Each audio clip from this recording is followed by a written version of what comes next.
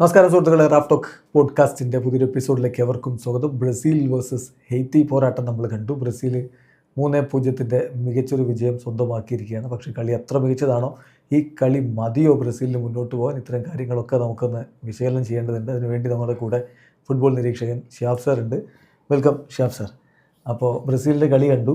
നമ്മൾ ഇന്നലെ രണ്ടാൾ പറഞ്ഞ പ്രഡിക്ഷനും എന്തായാലും തെറ്റിപ്പോയിട്ടുണ്ട്. സാർ 5-1, ഞാൻ 5-0 പറഞ്ഞു. കളി കണ്ടിട്ട് എങ്ങനെ വിലയിരുന്നു? ബ്രസീൽ ട്രാക്കിലായോ? അല്ല, പ്രഡിക്ഷൻ നമ്മൾ ശരിയാകുമായിരുന്നു. അതായത് അറ്റ്ലീസ്റ്റ് ബ്രസീലിന്റെ ആ ഒരു ഗോളടിയെങ്കിലും സെക്കൻഡ് ഹാഫിലൊന്ന് സ്ലോ ഡൗൺ ചെയ്തു ബ്രസീലിന്റെ കേസിൽ. ഫസ്റ്റ് ഹാഫിൽ ബ്രസീൽ നന്നായിട്ട് കളിച്ചിരുന്നു. ഒന്നുകൂടി വെച്ചെങ്കിൽ കമ്പയർഡ് ടു മൊറോക്കോനെ കളീനെ അപേക്ഷിച്ച് ഒന്നുകൂടി ടീം ഒരു തിണക്കത്തോട് കൂടിയിട്ട് മിഡ്ഫീൽഡും അതേപോലെ തന്നെ ഡിഫൻസ് നല്ല രീതിയിലുണ്ടായിരുന്നു. അതേപോലെ അറ്റാക്കിങ് അപ്പം എല്ലാ രീതിയിലും ഒരു ഒത്തിണക്കത്തോടെയാണ് ഫസ്റ്റ് ഹാഫിൽ കളിച്ചിട്ടുണ്ടായിരുന്നത്. പിന്നെ എന്താ പറയുക, സ്കോർ അതേപോലെ എനിക്ക് തോന്നുന്നു ആദ്യത്തെ അവരുടെ ഒരു ലക്ഷ്യം ഫസ്റ്റ് ഹാഫിൽ 2-3 ഗോൾ അടിക്കാന്നുണ്ടായിരുന്നു. അപ്പോൾ അതുകൊണ്ടായിരിക്കണം എനിക്ക് തോന്നുന്നു സെക്കൻഡ് ഹാഫിൽ ഒന്ന് സ്ലോ ഡൗൺ ആയത്. നമ്മൾ പക്ഷേ ഇത് ഈ 3-0 വിജയം ഹെയ്ത്തിക്കെതിരെ നേടി എന്ന് പറയുമ്പോൾ, ഇപ്പോൾ സ്കോട്ട്ലൻഡിനെതിരെ മൊറോക്കോ ജയിച്ച് കയറിയിട്ടുണ്ട്. ഇനിയിപ്പോൾ ലാസ്റ്റ് മാച്ച് മൊറോക്കോക്ക് ഹെയ്ത്തിക്കെതിരെയാണ് കളി വരുന്നത്. അവർ കൂടുതൽ ഗോൾ വർഷം നടത്തി ബ്രസീലിനെ ഗ്രൂപ്പ് ചാമ്പ്യൻ എന്നുള്ള ഒരവസ്ഥയിൽ നിന്ന് തള്ളിയിടാനുള്ളൊരു സാധ്യതയില്ല. ശരിക്കും രണ്ടാം പകുതിയിൽ കുറച്ചുകൂടി ഗോൾ വരേണ്ടതായിരുന്നില്ലേ? തീർച്ചയായിട്ടും. അവിടെയാണ് ജർമ്മനിയായിട്ടുള്ള ഡിഫറൻസ് കാണുന്നത്. ഇപ്പോൾ ബ്രസീലും ജർമ്മനി ആദ്യം മുതൽ 1ാമത്തെ മിനിറ്റ് മുതൽ അവസാനത്തെ മിനിറ്റ് വരെ ഗോൾ അടിക്കാനുള്ളതായിരുന്നു. ഗോള് ലീഡ് നേടിയിട്ട് 3, 4, 5 ഗോൾ നേടിയിട്ട് പിന്നെയും ഗോൾ അടിക്കുക എന്നുള്ളതായിരുന്നു. അപ്പോൾ ഇവിടെ ബ്രസീലിൻ്റെ കേസിൽ ഇപ്പോൾ എന്താ പറയുക, ഫിസിക്കലി വേറെ എന്തെങ്കിലും പ്രശ്നങ്ങളോ ടയർഡ്നെസ്സോ അങ്ങനത്തെ പ്രശ്നങ്ങൾ കൊണ്ടൊക്കെ ആകുന്നതായിരുന്നു. പക്ഷെ അങ്ങനെയുള്ള പ്രശ്നം കൊണ്ടല്ല എനിക്ക് തോന്നുന്നത്. 3 ഗോൾ ലീഡ് നേടി. അപ്പോൾ അതൊരു കംപ്ലസൻ്റ് ആയിരുന്നു എന്നുള്ളതാണ്. അപ്പോൾ ആ ഒരു രീതിയിൽ എന്താ പറയുക, എസ്പെഷ്യലി വെച്ചെങ്കിൽ നമ്മൾ കൂടുതലായിട്ട് കൂടുതൽ കോൺഫിഡൻസും വേണമെന്നുണ്ടെങ്കിൽ കൂടുതലായിട്ട് ഗോൾ അടിച്ചിട്ട്, എസ്പെഷ്യലി ഇങ്ങനത്തെ ഒരു ചെറിയൊരു അവസരമാണ്, ഒരു ചെറിയ ടീമാണ്. ആ ടീമിനെതിരൊക്കെ നല്ല രീതിയിൽ ഗോൾ അടിച്ചിട്ട് കൂടുതൽ എന്താ പറയുക, നല്ല ഒരു രീതിയിൽ കോൺഫിഡൻസോട് കൂടിയിട്ട് അടുത്ത റൗണ്ടിലേക്ക് പോകാനുള്ളതാണ് വേണ്ടിയിരുന്നത്. അതാണ് ആഞ്ചലോട്ടി പറഞ്ഞതും സാറ് പറഞ്ഞത് ഇതേ പോയിന്റാണ്. ആഞ്ചലോട്ടിയോട് മാധ്യമങ്ങൾ ചോദിച്ചു എന്തുകൊണ്ടാണ് സ്ലോ ഡൗൺ ചെയ്ത് ചോദിക്കുമ്പോൾ, അത് ഇനിയിപ്പോൾ ഹെയ്ത്തിക്ക് ഒരു ബിൽഡ് ചെയ്യാനുള്ള അവസരം കൊടുത്തില്ല എന്നൊക്കെ ചോദിക്കുമ്പോൾ, ഈ ശാരീരികമായിട്ടുള്ള ടയർഡ്നെസ് കൊണ്ടൊന്നും അല്ല ഈ സ്ലോ ഡൗൺ ചെയ്തത്. 3-0 ഒരു സ്കോർ വരുമ്പോൾ സ്വാഭാവികമായിട്ടും ഫുട്ബോളിൽ അറിയാതെ ഇങ്ങനെ സ്ലോ ഡൗൺ വരും എന്നുള്ളൊരു തരത്തിലാണ് ആഞ്ചലോട്ടിയുടെ മറുപടി വന്നത്. അപ്പം ഈ 3-0 വിജയം, ബ്രസീൽ ഗ്രൂപ്പിൽ 1ാം സ്ഥാനത്തേക്ക് എത്തുന്നു എന്നൊക്കെ പറയുമ്പോഴും ഈ കളി നമ്മൾ വെച്ചെടുത്ത് നോക്കുമ്പോൾ കുറച്ചുകൂടി വലിയ ടീമുകളോട് ഏറ്റുമുട്ടുന്ന ഘട്ടത്തിൽ ഇത് മതിയാവും തോന്നുന്നുണ്ടോ? തീർച്ചയായിട്ടും പോരാ. അപ്പോൾ ഗ്രൂപ്പ് ഘട്ടത്തിൽ ഇനിയിപ്പം അടുത്ത മത്സരം സ്കോട്ട്ലൻഡിനായിട്ടാണ്. സ്കോട്ട്ലൻഡ് കഴിഞ്ഞ കളി എന്താ പറയുക, നല്ല രീതിയിൽ നല്ല ഫൈറ്റ് ചെയ്തു. പിന്നെ അത് മാത്രമല്ല, അവർക്കിപ്പോൾ ഒരു കോൺഫിഡൻസ് സ്വാഭാവികമായിട്ട് വന്നതുപോലെ ഉണ്ട്. ഇപ്പോൾ എങ്ങനെയാണ് കളിക്കണതിനെ കുറിച്ചുള്ള രീതി വന്നിട്ടുണ്ട്. അപ്പോൾ അടുത്ത തവണ ബ്രസീലിനായിട്ട് കളിക്കുമ്പോൾ നല്ല രീതിയിൽ തീർച്ചയായിട്ടും എന്താ പറയുക, അറ്റ്ലീസ്റ്റ് ഡിഫൻസെങ്കിലും നല്ല രീതിയിൽ കളിക്കാനൊക്കെ സാധ്യത ഉണ്ട്. നല്ലൊരു അവസ്ഥയായിരുന്നു ബ്രസീലിനെ സംബന്ധിച്ചിടത്തോളം. അതായത് ഗോൾ അടിക്കാൻ കൂടുതൽ സാധ്യത. അപ്പോൾ എന്താ പറയുക, നമ്മൾ ഫസ്റ്റ് ഹാഫിൽ 3 ഗോൾ അടിച്ചിട്ടുണ്ടായിരുന്നു. അപ്പോൾ സെക്കൻഡ് ഹാഫിൽ അറ്റ്ലീസ്റ്റ് ഒരു 3 ഗോൾ കൂടിയൊക്കെ അടിക്കാനുള്ള സാധ്യതകളുണ്ടായിരുന്നു. അതിലിപ്പോൾ ചില ഓഫ് പ്രശ്നങ്ങളൊക്കെ തുടക്കത്തിലുണ്ടായിരുന്നു. കളിയുടെ തുടക്കത്തിൽ ഇങ്ങനെയുള്ള ഓഫ്സൈഡ് ട്രാപ്പുകൾ ഉണ്ടായിരുന്നു. പിന്നെ അത് മനസ്സിലാക്കി ബ്രസീലിയൻ പ്ലേയേഴ്സ് മനസ്സിലാക്കിയിട്ടാണ് അതിനനുസരിച്ചുള്ള കളിയൊക്കെ ചെയ്തത്. റാഫീഞ്ഞ ഒരു ഗോൾ അടിച്ചു. അതേപോലെ സെക്കൻഡ് ഹാഫിൽ എൻട്രിക്കിന്റെ അത് ഓഫ് സൈഡ് ആയിരുന്നു. ഒക്കെ നേരിയ മാർജിനാണ്. അപ്പൊ നമ്മളിപ്പോ ഇതേപോലെ ടെക്നോളജി എന്ന് പറഞ്ഞെങ്കിൽ അമിതമായിട്ടുണ്ടെന്നുണ്ടെങ്കിൽ കളി തടസ്സങ്ങൾ. തീർച്ചയായിട്ടും ബ്രസീലിന് കൂടുതൽ ഗോൾ അടിക്കാമായിരുന്നു എന്നൊരു ഫീലിംഗ് എന്തായാലും ഉണ്ട്. ആഞ്ചലോട്ടി തന്നെ പറഞ്ഞു, ആദ്യ പകുതി ഞങ്ങൾ നന്നായി കളിച്ചു, രണ്ടാം പകുതിയിൽ കളി ഞങ്ങളാണ് കൺട്രോൾ ചെയ്തത്, പക്ഷേ ഉണ്ടായ അവസരങ്ങൾ ഞങ്ങൾക്ക് മുതലെടുക്കാൻ പറ്റിയില്ല എന്ന് അദ്ദേഹം പറയുന്നുണ്ട്. ഇപ്പോൾ ഈ കളിയിൽ നല്ല പെർഫോമൻസ് നടത്തി സ്റ്റാൻഡ് ഔട്ട് പെർഫോമേഴ്സ് എന്ന് പറയാവുന്നത് മാത്യൂസ് കുഞ്ഞയും വിനി ജൂനിയറുമാണ്. അപ്പോൾ ഇതിൽ ആരാണ് കുറച്ചുകൂടി, ഈ രണ്ടുപേരിൽ ആരായിരിക്കും ക്രിയേറ്റീവ് എഞ്ചിൻ എന്നുള്ള ഇതിൽ വിനീഷ്യസ് ജൂനിയർ 3 ഗോളിൽ 3 റോൾ. അതായത് ആദ്യത്തെ ഗോള് അത് ഷോട്ട് അടിച്ച് റീബൗണ്ടിൽ നിന്നാണ് ഗോൾ വരുന്നത്. കുഞ്ഞയുടെ ഗോള് കോൺട്രവേഴ്സി ഉണ്ട്, നമുക്ക് പിന്നെ ഡിസ്കസ് ചെയ്യാം. ഓക്കെ. രണ്ടാമത്തെന്ന് വെച്ചെങ്കിൽ ഒരു ബോള് തള്ളി കൊടുത്തിട്ടാണ് പുഷ് ചെയ്തിട്ട് ആക്ച്വലി എന്താ പറയുക, അത് നല്ലൊരു ഇൻഡിവിജ്വൽ ബ്രില്യൻസ് ആണ് ആ ഷോട്ട് എന്ന് പറയുന്നത്. അതൊരു ഡിഫിക്കൽട്ട് പൊസിഷനിൽ നിന്ന് ലെഫ്റ്റ് ഫൂട്ട് കൊണ്ട് അടിച്ച ഗോളാണ്, നല്ലൊരു ഗോളാണ്. അതപ്പോൾ അത് രണ്ടാമത്തെ ഗോള്. അപ്പോൾ അതിലും വിനീഷ്യസ് ജൂനിയറിന് ഉണ്ടായിരുന്നു. മൂന്നാമത്തത് വിനീഷ്യസിന്റെ ആ ഒരു ഇൻഡിവിജ്വൽ ആയിട്ടുള്ള സോളോ ഇതിലുള്ള ഒരു ഗോളും മൂന്നിലുണ്ട്. അപ്പോൾ ഇതിൽ ഞാൻ ആ കോൺട്രവേഴ്സി എന്ന് പറഞ്ഞത്, ആ റീബൗണ്ട് വന്ന സമയത്ത് അത് തടയാൻ വേണ്ടിയിട്ടുള്ള ശ്രമത്തിൽ ഹെയ്ത്തിൻ്റെ ഡിഫൻഡർ അവിടെ ഉണ്ടായിരുന്നു. ഡിഫൻഡർ കാലിലാണോ കുഞ്ഞയുടെ കാലിലാണോ തട്ടി നമുക്ക് കൺഫ്യൂഷൻ ഉണ്ടായിരുന്നു. പക്ഷെ കുഞ്ഞ് തന്നെയാണ് ഫൈനൽ ടച്ച് വന്നത്, കുഞ്ഞാണ്. പക്ഷേ അതിന് തൊട്ട് മുമ്പ് ആ ഡിഫൻഡറെ ഫൗൾ ചെയ്യുന്നുണ്ട് എന്നുള്ളതാണ് ഇപ്പോൾ ചില ഫുട്ബോൾ എക്സ്പേർട്സ് ആ വിഷ്വലൊക്കെ എടുത്ത് ഇങ്ങനെ കീറി മുറിച്ചിട്ട് പറയുന്നത്. ആ ഗോൾ ഡിസലവ് ചെയ്യണമായിരുന്നു എന്ന് പറയുന്നുണ്ട്. ഇനിയിപ്പോൾ ഈവൺ അത് ഡിസലവ് ചെയ്താലും ഈ കളിയുടെ റിസൾട്ട് മാറുന്നൊന്നും എന്തായാലും നമ്മൾ കരുതുന്നില്ല. അപ്പം വിനിയുടെ കാര്യം ഞാൻ പറഞ്ഞു. ഇപ്പോൾ വിനി 3 ഗോൾ കോൺട്രിബ്യൂഷനായി ഈ വേൾഡ് കപ്പിൽ. ഈ 2 കളിയിൽ back to back player of the മാച്ചായി. 3 ഗോൾ കോൺട്രിബ്യൂഷൻ എന്ന് പറഞ്ഞാൽ ഒരു അസിസ്റ്റും 2 ഗോളുകളും. അതുപോലെ തന്നെ കഴിഞ്ഞ വേൾഡ് കപ്പിലും ആൾക്ക് ഇതേപോലെ 1 ഗോളും ഉണ്ട്, 2 അസിസ്റ്റും ഉണ്ട്. അപ്പോൾ 3 ഗോളും 3 അസിസ്റ്റുമായി ഓൾറെഡി വേൾഡ് കപ്പിൽ. റൊണാൾഡീഞ്ഞോക്കും കക്കക്കും വേൾഡ് കപ്പിലുള്ള ഗോളുകളേക്കാൾ കൂടുതൽ ഗോളായി വിനിക്ക്. എന്ന് പറയുന്നു, വിനിക്ക് ഇതൊരു റിഡംഷൻ. നമ്മൾ തുടക്കത്തിലേ പറഞ്ഞിരുന്നുണ്ട് വിനീഷ്യസ് ജൂനിയറിനെങ്കിൽ പ്രൂവ് ചെയ്യാനുള്ള ഒരു വേൾഡ് കപ്പാണ്. എനിക്ക് തോന്നുന്നത് നമ്മുടെ ആഞ്ചലോട്ടിയുടെ കീഴിൽ വളരെ കംഫർട്ടബിൾ ആയിട്ടാണ് വിനീഷ്യസിന് കളിക്കുന്നത്. അപ്പോൾ നല്ല രീതിയിൽ സ്വാതന്ത്ര്യത്തോട് കൂടിയിട്ട് നല്ല രീതിയിൽ ഒരു എൻജിന് പോലെ നല്ല ക്രിയേറ്റീവായിട്ട് ഓപ്പർച്യൂണിറ്റീസ് ഗോൾ അടിച്ചും ഗോൾ അടിപ്പിച്ചും ഒക്കെ നല്ല രീതിയിലാണ് കളിക്കുന്നത്. അപ്പോൾ നമ്മൾ ഇന്നലെ ചോദിച്ച ചോദ്യം വീണ്ടും ചോദിക്കുകയാണ്, ബ്രസീലിൻ്റെ എക്സ് ഫാക്ടർ വിനി തന്നെയല്ലേ? തീർച്ചയായിട്ടും നിലവിൽ ഇപ്പോൾ നമ്മളിപ്പോൾ 2 മത്സരങ്ങളെ കഴിഞ്ഞിട്ടുള്ളൂ. പുതിയ പ്രതിഭകൾ ആക്ച്വലി എന്താ പറയുക, നമ്മൾക്ക് അതിൽ നിന്ന് വന്നേക്കാം, ആളുകൾ വന്നേക്കാം. നമ്മൾ 2002 ഗിൽബർട്ടോ സിൽവയും ക്ലബ്ബേഴ്സ് വന്നതുപോലെ ഒക്കെ വന്ന പോലെ. ഓക്കെ, ഇപ്പോൾ റാഫിനിയുടെ ഒക്കെ ഒരു വിഷയമാണ്. ഇപ്പോൾ ഒരു ഇഞ്ചുറി ആയിട്ടാണ് കയറി പോകുന്നത്. റൈറ്റ് വിംഗിൽ ഒരു ബ്രസീലിനെ സംബന്ധിച്ചുള്ള ചെറിയ പ്രശ്നം ഇഷ്യൂ വരാൻ സാധ്യതയുണ്ട്. റാഫിനിയുടെ കാര്യത്തിൽ ആ ഇഞ്ചുറി ഇത്തിരി കോംപ്ലിക്കേറ്റഡ് ആണ് എന്ന തരത്തിലുള്ള സൂചനകൾ എന്തായാലും ബ്രസീലിയൻ മാധ്യമങ്ങൾ നൽകുന്നുണ്ട്. അതായത് ബാഴ്സലോണയിൽ കളിക്കുമ്പോൾ അദ്ദേഹത്തിന് ഹാംസ്ട്രിങ് ഇഷ്യൂ ഉണ്ട്. ഈ സീസണിൽ കുറേ കളികളൊക്കെ മിസ്സായിട്ടുണ്ട്. ബ്രസീലിന് വേണ്ടി മാർച്ച് മാസത്തിൽ ഇൻ്റർനാഷണൽ ബ്രേക്കിൽ ഫ്രാൻസിനെതിരെ കളിക്കുമ്പോഴാണ് ഇതുപോലെ പരിക്ക് പറ്റിയിട്ടുണ്ടായിരുന്നു. അന്ന് കയറി പോയി. ക്രൊയേഷ്യക്കെതിരെ കളിച്ചിട്ടില്ല അതിന് ശേഷം വന്ന കളി. അപ്പോൾ ഇത് പരിക്ക് പ്രശ്നമാകുകയാണെങ്കിൽ വേൾഡ് കപ്പ് തന്നെ ചിലപ്പോൾ നഷ്ടമായേക്കും എന്നുള്ള സൂചനകൾ കൂടി വരുന്നുണ്ട്. അത്രയൊക്കെ വേഴ്സ് ആവാതിരിക്കട്ടെ.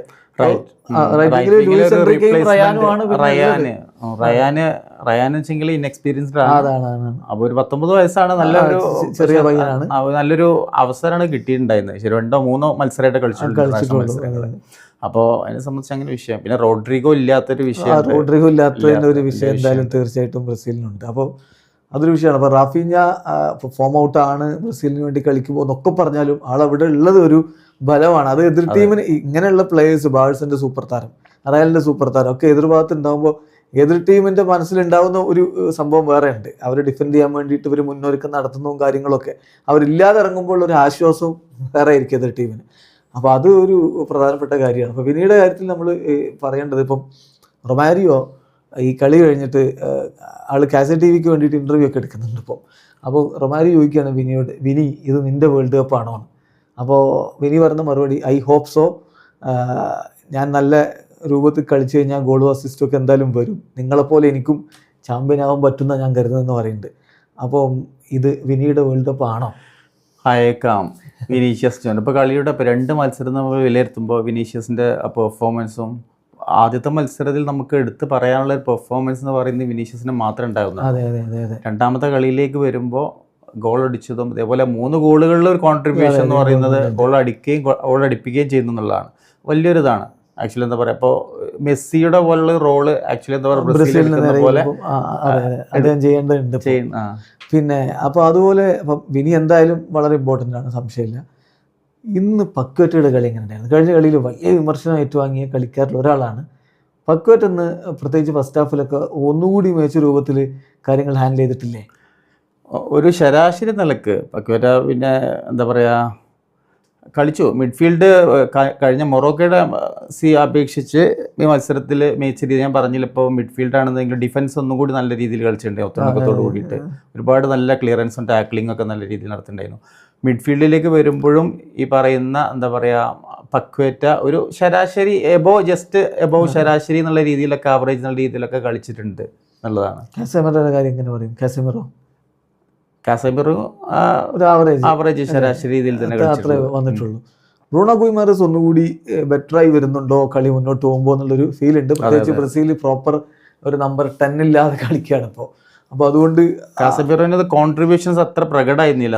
അതാണ് പക്ഷെ കഴിഞ്ഞ കളിയിൽ ഭയങ്കര സ്ലോ ആയിരുന്ന ആള് ഇന്ന് കുറച്ചുകൂടി ബെറ്റർ ആയിട്ടുണ്ട്. പിന്നെ ബ്രൂണോ ഗുയിമാരസിന്റെ കാര്യത്തിൽ ഞാൻ പറഞ്ഞു വന്നത്, നമുക്കൊരു പ്രോപ്പർ നമ്പർ 10 ബ്രസീലിനില്ല എന്നുള്ളൊരു വിമർശനം പലരും ഉന്നയിക്കാറുള്ളതാണ്. അപ്പോൾ അവിടെ കുറച്ചുകൂടി കോൺട്രിബ്യൂട്ട് ചെയ്യാൻ, അതായത് മാച്ച് ഡിക്റ്റേറ്റ് ചെയ്യാനുള്ള ഒരു റോൾ ഉണ്ട്. അത് കുറേയും കൂടിയൊക്കെ ഇപ്പോൾ ഇന്ന് ചെയ്തു എന്നൊരു ഫീലാണ് ഏതായാലും മൊത്തത്തിൽ കളി കാണുമ്പോൾ ഉണ്ടാവുന്നത്. പിന്നെയുള്ള ഒരു പ്രധാനപ്പെട്ട കാര്യം എന്ന് പറയുന്നത്, ബ്രസീലിൻ്റെ ഡിഫൻസിൽ ഇന്നിപ്പം മാർക്കിഞ്ഞോസ് ഗബ്രിയൽ മെഗല്ലസ് കോംബോ എങ്ങനെ ഉണ്ടായിരുന്നു?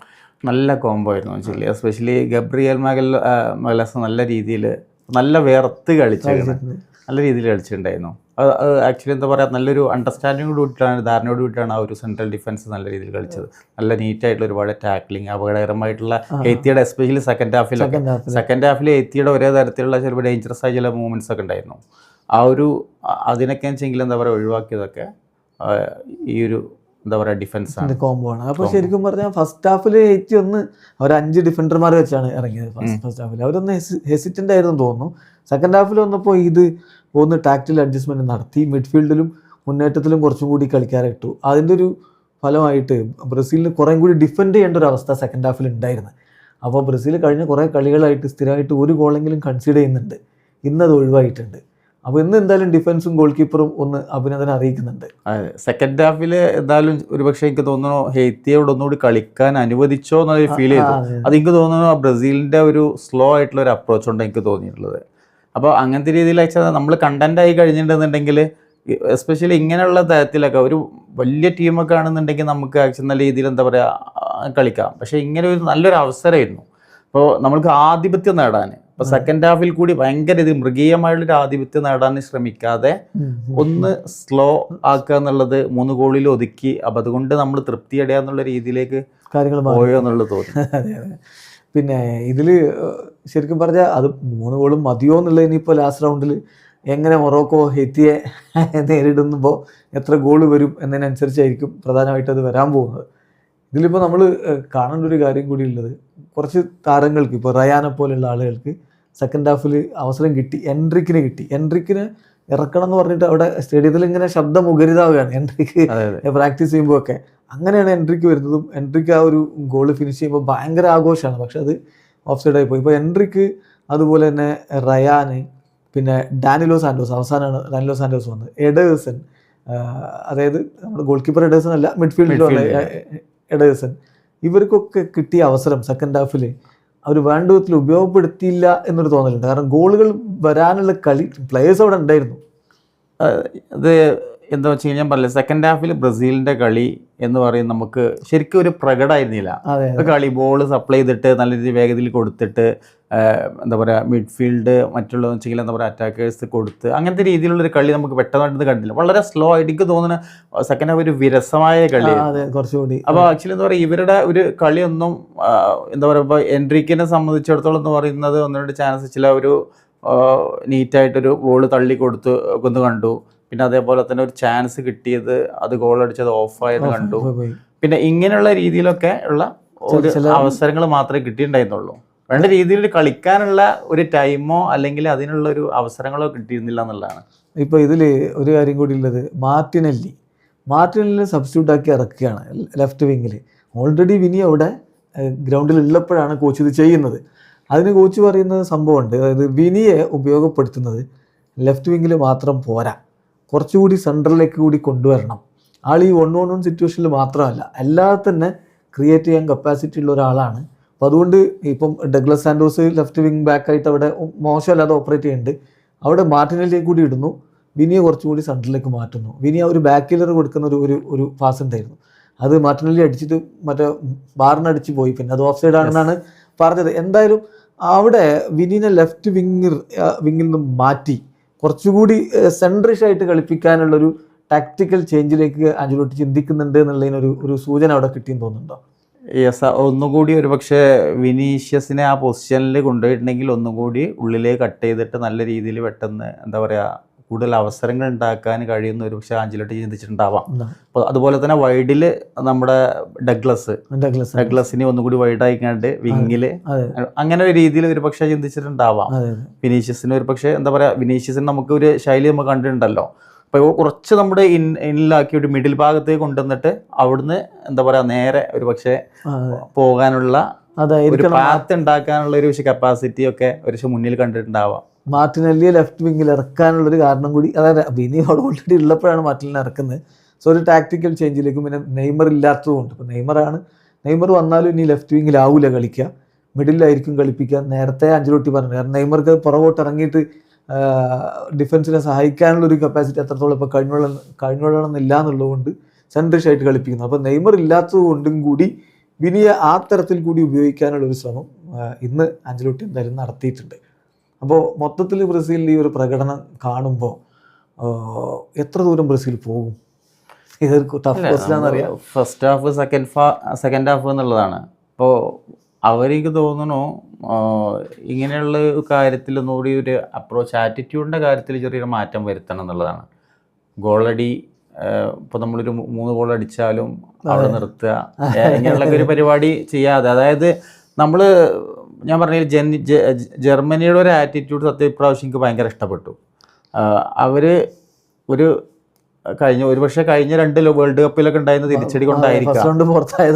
ഓക്കെ, അപ്പോൾ ബ്രസീൽ ഒരുപക്ഷെ ആ രീതിയിൽ സമീപനത്തിൽ മാറ്റം വരുത്തിയിട്ടുണ്ടെന്നുണ്ടെങ്കിൽ, കാരണം ബ്രസീലിൽ വെച്ചെങ്കിൽ സ്ക്വാഡിൽ ഡെപ്തിൻ്റെ കാര്യത്തിലൊന്നും പ്രശ്നങ്ങളൊന്നുമില്ല, നിലവിൽ പ്രശ്നങ്ങളൊന്നുമില്ല, പ്ലേയേഴ്സ് ഇല്ലാത്ത പ്രതിഭാദാരിദ്ര്യം അങ്ങനത്തെ പ്രശ്നങ്ങളൊന്നും ഇല്ലല്ലോ. അപ്പോൾ അവർക്ക് ഗോളടിക്കാൻ കഴിയും. അവർ വിചാരിച്ച ഫസ്റ്റ് ഹാഫിൽ ഇത്രയും ഗോൾ അടിക്കണം എന്ന് വിചാരിച്ചുള്ള രീതിയിൽ ഗോൾ അടിച്ചു. സെക്കൻഡ് ഹാഫിൽ അതേപോലെ തന്നെയൊക്കെ ചെയ്യാൻ പറ്റും. അപ്പോൾ ഈ സമീപനത്തിലുള്ള ഒരു മാറ്റം വരുത്തുക വഴി തീർച്ചയായിട്ടും മുന്നേറാൻ കഴിയും എന്നുള്ളത് തന്നെയാണ്. ബ്രസീൽ എന്ന് പറഞ്ഞിട്ടുണ്ടെങ്കിൽ ഒരുപാട് എന്താ പറയുക, അവർ തെളിയിച്ച് കഴിഞ്ഞതാണ്. അതെ. ഇപ്പോൾ പിന്നീട് റിഡംഷൻ ആവുമോ ഈ വേൾഡ് കപ്പ് എന്നുള്ളതാണ് നമ്മളെല്ലാവരും ഉറ്റുനോക്കുക. കാരണം ബ്രസീലിന് വേണ്ടി കളിക്കുന്ന വിനി റയലിന് വേണ്ടി കളിക്കുന്ന അതേ മികവ് എടുക്കുന്നില്ല എന്നൊക്കെ കുറേ വിമർശനങ്ങളൊക്കെ ഉണ്ടായിരുന്നതാണ്.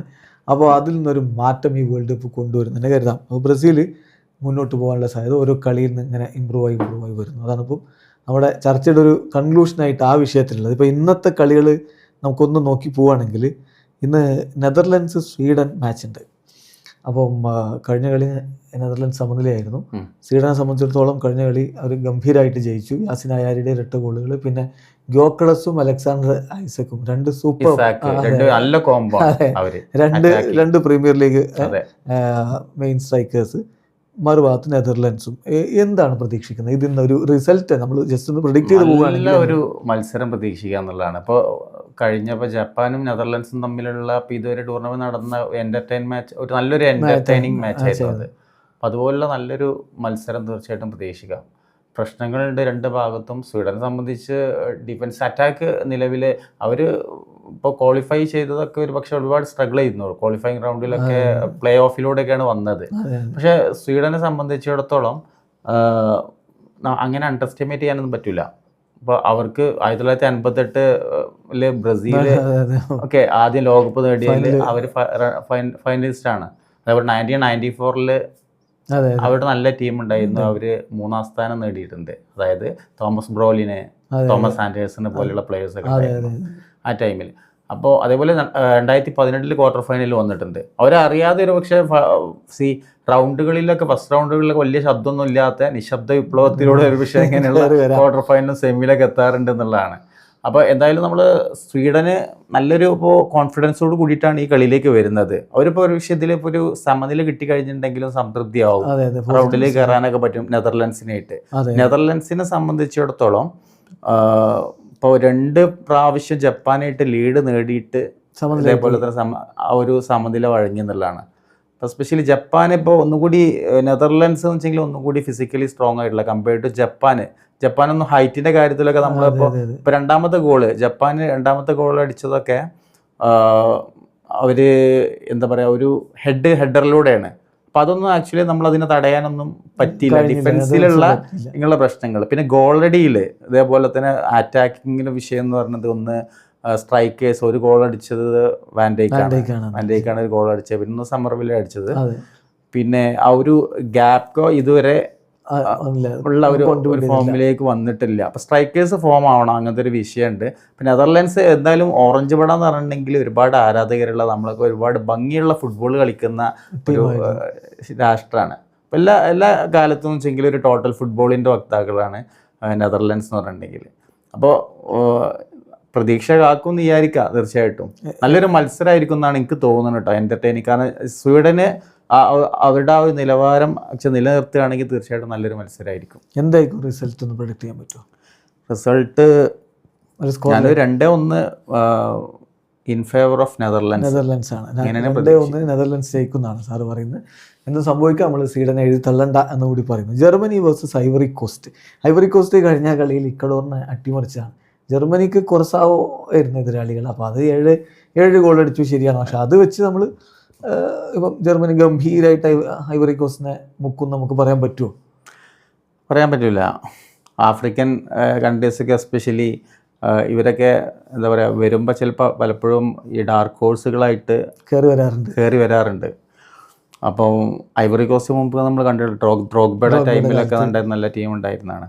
ഇപ്രാവശ്യം ഒരു മത്സരം ജയിച്ചത് സ്വാഭാവികമായിട്ടും അവർക്ക് നല്ലൊരു കോൺഫിഡൻസോട് കൂടി തന്നെ വരിക. പിന്നെ അവർക്ക് പറഞ്ഞിട്ടുണ്ട്, ഞങ്ങൾ വെറുതെ ഒരു കോമ്പീറ്റ് ചെയ്യാൻ വേണ്ടി മാത്രമല്ല എന്ന് പറഞ്ഞിട്ടുണ്ട്. അതായത് ഞങ്ങൾ ജർമ്മനിയെ തോൽപ്പിക്കാനൊക്കെ കഴിയും ഞങ്ങൾക്ക് എന്നുള്ള. അപ്പോൾ അവർക്ക് ഒരുപക്ഷെ അവർ ചിന്തിക്കുന്നുണ്ട് അങ്ങനത്തെ അവർക്ക് ജർമ്മനിയെ തോൽപ്പിക്കാൻ പറ്റും എന്നുള്ളത്. അപ്പം ആ ഒരു ആറ്റിറ്റ്യൂഡും സമീപനമാണ് അവരുടെ ഭാഗത്തു നിന്നുള്ളത്. മറുഭാഗത്ത് ജർമ്മനിയെ കേസിൽ എന്ന് വെച്ചെങ്കിൽ വളരെ സുപ്രീം കോൺഫിഡൻസോട് കൂടിയിട്ടാണ് വരുന്നത്. ഈ ടൂർണമെൻറ്റിലെ ഇതേവരെയുള്ള ഏറ്റവും മികച്ച ഗോൾ നില അല്ലെങ്കിൽ പ്രകടനം എന്നുള്ള രീതിയിലാണ്. ആധികാരികമായിട്ട് വളരെ ആധികാരികമായിട്ട് നമ്മൾ നോക്കുകയാണെന്നുണ്ടെങ്കിൽ എല്ലാ മേഖലയും ടോട്ടൽ ഫുട്ബോൾ കളിച്ചിട്ടാണ്. സംഭവം ടീം കുറുസാവൊക്കെയാണ്, പക്ഷെ എന്നാലും ഒരു നല്ല രീതിയിലുള്ള ഒരു പോസിറ്റീവ് ഫുട്ബോളായിരുന്നു, ടോട്ടൽ പോസിറ്റീവ് ഫുട്ബോൾ. നമുക്ക് സമഗ്രാധിപത്യം എന്നൊക്കെ പറയില്ലേ, ആ രീതിയിലുള്ള പെർഫോമൻസ് ആയിരുന്നു ജർമ്മനിയുടെ ഭാഗത്തുണ്ടായിരുന്നത്. അപ്പോൾ ഇതിലൊരു റിസൾട്ട് എങ്ങനെ പറയുന്നു? ഒരു 3-1 ജർമ്മനി വിജയിക്കുമെന്നാണ് വിചാരിക്കുന്നത്. പിന്നെ ഇക്കഡോർ കുർസാവോ മാച്ച് എന്തായാലും ഇക്കഡോറിൻ്റെ ആധിപത്യം നമ്മൾ പ്രതീക്ഷിക്കുന്നു. കാരണം കഴിഞ്ഞ കളി തോറ്റതുകൊണ്ട് ഇക്കഡോറിന് ജയിച്ചേ പറ്റൂ. ടുണീഷ്യക്കെതിരെ ജപ്പാൻ നാളെ രാവിലെ കളിക്കാൻ ഇറങ്ങുന്നുണ്ട്. ടുണീഷ്യ കഴിഞ്ഞ കളി തോറ്റിട്ട് അവരവരുടെ കോച്ചിനൊക്കെ സാക്ക് ചെയ്ത് നമ്മുടെ ഹെവേ റെനാഡിനെ, സൗദി കോച്ചിനെ വീണ്ടും ഒരു കോച്ചാക്കി വെച്ചിട്ടൊക്കെയാണ് വരുന്നത്. അപ്പോൾ ജപ്പാൻ ജയിക്കൂലേ? ജപ്പാന് ജയിക്കേണ്ടതാണ്. കാരണം ട്യൂണീഷ്യയെ സംബന്ധിച്ചിടത്തോളം ഒരുപാട് ഡൊമസ്റ്റിക് ആയിട്ടുള്ള ഒരുപാട് പ്രശ്നങ്ങളുണ്ടാവാം, മതേതര പ്രശ്നങ്ങൾ. പിന്നെ 5-1 സ്വീഡനായിട്ട് തോറ്റിട്ടുള്ള ഒരു പോയിട്ടുണ്ടാവും, കോൺഫിഡൻസ് നഷ്ടപ്പെട്ടിട്ടുണ്ടാവാം, സിസ്റ്റം മാറിയിട്ടുണ്ടാവാം. ജപ്പാനെ സംബന്ധിച്ചിടത്തോളം നിലവിൽ നെതർലാൻഡ്സിനെ ഇട്ടൊരു സമനില പിടിക്കാൻ പറ്റി എന്നുള്ളതുണ്ട് തീർച്ചയായിട്ടും. പിന്നെ അതുമാത്രമല്ല, ജപ്പാൻ്റെ കേസിലെന്ന് പറഞ്ഞിട്ടുണ്ടെങ്കിൽ അവരെപ്പോഴും ഒരു ഹാർഡ് വർക്ക് ചെയ്യുന്നവരാണ്. ഹാർഡ് വർക്കിൽ അല്ലെങ്കിൽ ടീം വർക്കിൽ വിശ്വസിക്കുന്നവരാണ്. ഇപ്പോഴും നമ്മളൊരു ഇൻഡിവിജ്വലിനെ എടുത്തു കാണിച്ചിട്ടല്ല. സൂപ്പർ താരങ്ങളൊക്കെ നഗമുറ പോലെയുള്ള താരങ്ങളൊക്കെ ഉണ്ടായിട്ടുണ്ട്, പക്ഷെ എന്നാലും അവർ ടീം വർക്കിലാണ് എപ്പോഴും വിശ്വസിക്കേണ്ടത്. ആരെയും തോൽപ്പിക്കാൻ പറ്റും, അത് അവർ കളിയിലൂടെ കാണിച്ചിട്ടുണ്ട് എന്നുള്ളതാണ്. അപ്പോൾ ഇന്ന് എന്തായാലും ജപ്പാന്റെ ജയമാണ്. എന്താണ് സ്കോർ ലൈൻ എങ്ങനെ പ്രിഡിക്റ്റ് ചെയ്യുന്നത്? ഒരു 3-1. ഓക്കെ. അപ്പോൾ ജപ്പാൻ 3-1 ജയം എന്ന് പറയുമ്പോൾ ഓൾമോസ്റ്റ് രണ്ടാം റൗണ്ട് ഉറപ്പിക്കാം. ആദ്യ കളി സമനിലയാണല്ലോ. അപ്പോൾ അതുകൊണ്ട് ഇത് ജയിക്കുകയാണെങ്കിൽ 4 പോയിൻ്റായി ഏതാണ്ട് രണ്ടാം റൗണ്ട് ഓഫ് 32 പോകാം. അപ്പം ഏതായാലും ഇതൊക്കെയാണ് നമ്മുടെ പ്രിഡിക്ഷൻസ്. ഇതിൻ്റെ വിശകലനങ്ങളും മറ്റുമൊക്കെ ആയിട്ട് നമുക്ക് നാളെ വീണ്ടും കാണാം.